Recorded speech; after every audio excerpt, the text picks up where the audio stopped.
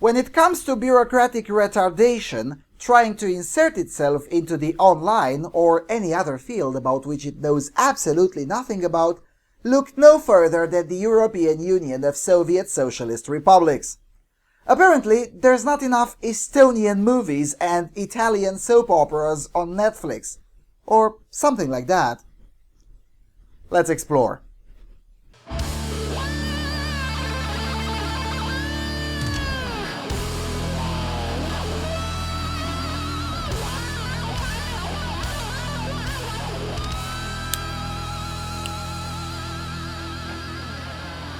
Hello everyone and welcome to the Freedom Alternative.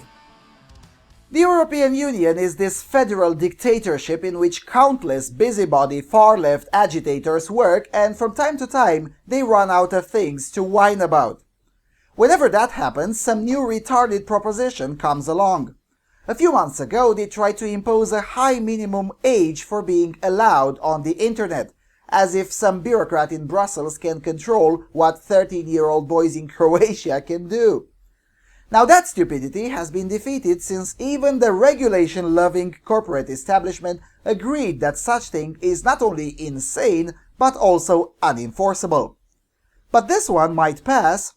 The EU plans to ensure a fifth of Netflix and Amazon content is European. Now let's read a bit. Quote, "The EU is reportedly considering new quota rules which could force Netflix and Amazon to make more German, French and even Estonian shows. Companies in America could also face taxes to help raise funds to support film and TV producers across Europe, it has been suggested." The details are due to be published next week, however the Daily Mail have obtained a number of proposals leaked from the European Commission. One draft says it hopes to create, quote, "a more level playing field in the promotion of European works by obliging on-demand services to reserve at least 20% share for European works in their catalogues and to ensure adequate prominence of such works," close quote. It states that the promotion of European works will be enhanced by putting on-demand players under the obligation to promote European content. Speaking at the Cannes Film Festival, Andrus Ansip, the European Commission's Vice President on Media Issues, said, quote, "This is also about creating a level playing field." James Waterworth, Vice President of the CCIA Trade Association, whose members include Netflix and Amazon, said the proposals were outdated. He said, quote, "The idea of cultural quotas is outdated, doesn't serve the customer interest in the 21st century, and won't help internet innovators or content innovators." Netflix is currently available in all 28 EU countries, but the streaming service is only offered in local languages in some countries. A Netflix source told the Daily Mail that the company's services on this side of the Atlantic already include more than 20% European content. Now, for those of you who don't know, the EU has an impeccable track record of being a smartass and a genuine pain in the ass for American tech companies, and invariably for utterly retarded reasons. For example, 12 years ago they forced Microsoft to release an operating system called Windows XP N, which the EU claimed was badly needed as millions of Europeans were being deprived of a Windows experience that is unhinged by the alleged harm brought to them by Windows Media Player. Windows XP Edition N sold by 2006 exactly 1,787 copies, which meant around 0.005% of the total amount of Windows XP copies sold between 2004 and 2006. In 2009, the same EU forced Microsoft to maintain a website called browserchoice.eu, from which the EU users were supposed to choose their browsers when they installed their own Windows 7 copy, instead of having Internet Explorer installed by default and then do like what everyone else does, namely to apply the literal definition of Internet Explorer. You know, Internet Explorer is the browser one uses to download Firefox. Well, that was before the far left took over the organization and kicked Mr. Reich for daring to disagree with the latest New Thought orthodoxy. Anyway, the reason I'm bringing these up is to illustrate that this is not the first nor the last time when the EU meddles in with a field that it does not understand and it cannot understand, for the simple reason that this is a field that evolves way faster than the tiny minds that occupy the tiny and irrelevant bureaus of the USSR. This field evolves much faster than they can comprehend. When Boris Nikolaevich Yeltsin saw the vast wealth and prosperity that emerged from free people engaging in a free market, he couldn't grasp at first how come all of that is possible without anyone telling them what to do.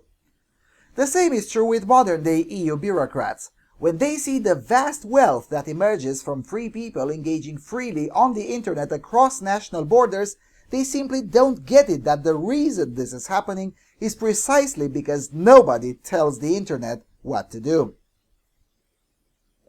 Now, strictly on the topic, I have a few things to say.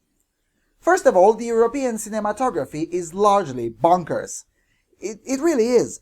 And the main reason this is the case is the state. The main reason, for instance, why Eastern European cinematography has risen lately, with Estonian, Romanian, Hungarian, and even Georgian films eclipsing the shiny productions of France or the virtually non-existent productions of Italy, is because virtually all relevant state subsidy for films in this part of Europe has been abolished. Secondly, the market share of continental European productions is significantly smaller, partly because of linguistic reasons and partly because of, well, the state.